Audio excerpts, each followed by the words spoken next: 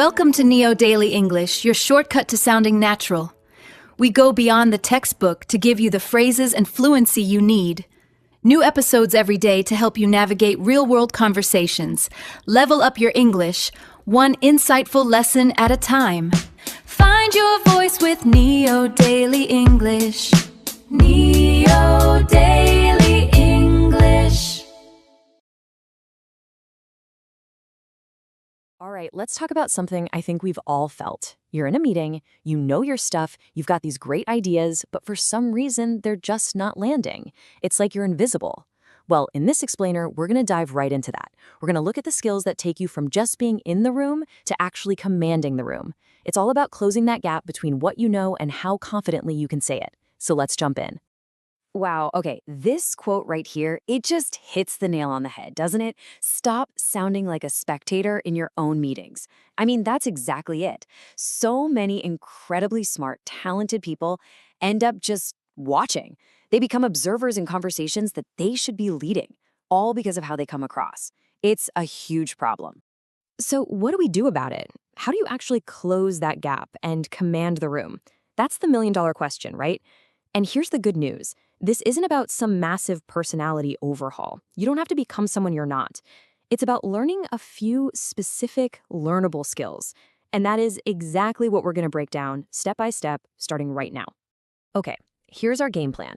We've got 5 key areas to cover. First, we'll get a handle on what this authority gap really is. Then, we'll talk about why preparation is everything. Next up, those crucial first 10 seconds. After that, we'll get into voice and presence. And finally, we'll wrap up with how to really engage your audience. Let's do it. All right, section 1, the authority gap. So before we can fix it, we got to understand what we're up against. And this is so important. The authority gap has nothing to do with how smart you are or how much you know. It's all about a disconnect in communication. It's that frustrating space between your actual, real expertise and the authority you project when you speak. So let's get a bit more specific. Here's a solid definition.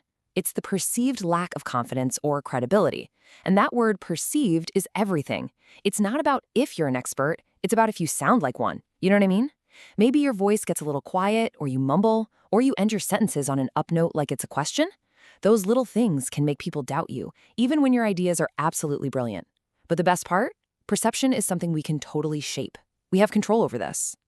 Okay, so how do we start doing that? How do we actively shape that perception?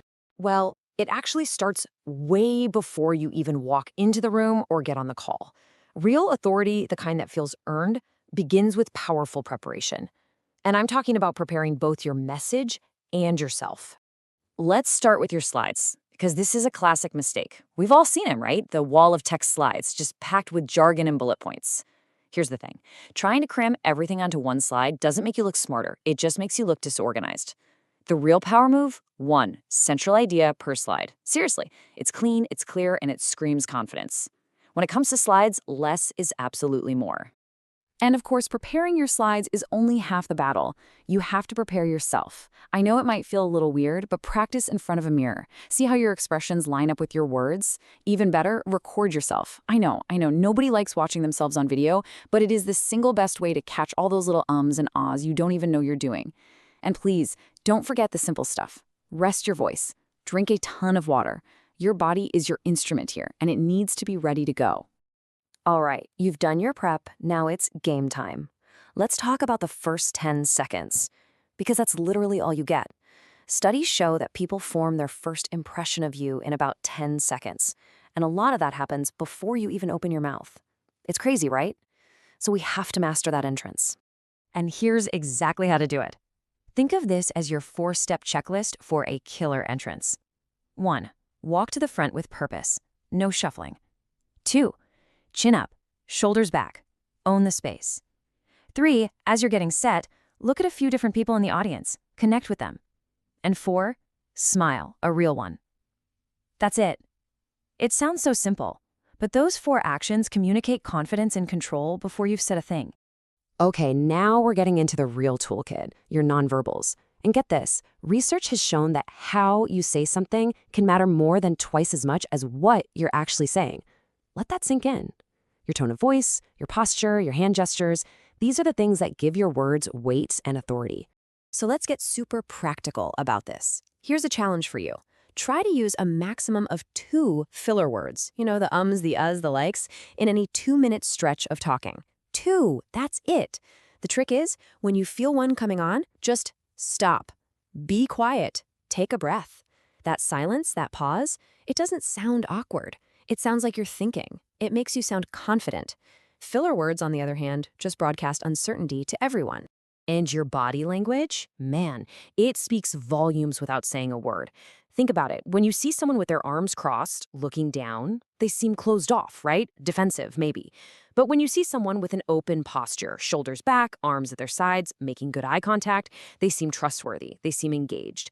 You're basically sending a signal that says, I'm here, I'm open, and I'm ready to connect. It's a total game changer. Which brings us to our 5th and final section.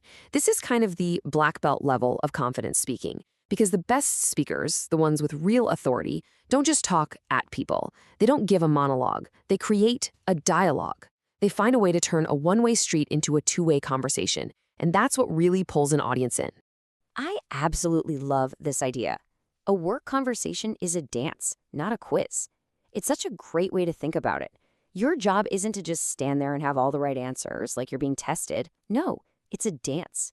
You lead, you follow, you respond, you contribute, you guide, you show that you're engaged. And you know the single best way to do that? Ask good follow-up questions. When someone makes a point, instead of just nodding, ask them something that makes them go deeper. That is how you stop being a spectator and start being the one driving the conversation. So let's land the plane with this. Confidence is not some magical trait you're born with. It's a skill. Just like any other skill, you can practice it and get better at it. We've talked about so much today, from how to walk into a room to how to use a strategic pause. So my question for you is this. What's the one thing, just one, that you're going to practice this week to start closing your own authority gap?